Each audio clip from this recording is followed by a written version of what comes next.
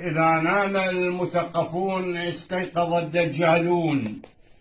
المعالج الروحاني أبو فانوس لعقد اللسان، لإرجاع المطلقة، لتزويج العانسات، لتعيين الخريجين، نعين الخريجين، والأهم من هذا يراجعون فوز المرشحين.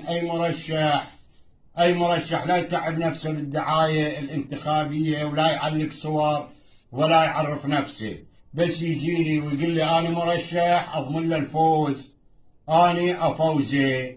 بس عندي وكيل لازم يراجع، مهند الزعيم مهند البدري أبو العمارة هو الوكيل مالي، وأنا رايح أستقبل المرشحات وأستقبل المرشحين، أسوي لهم عمل حتى أفوزهم بالانتخابات القادمة.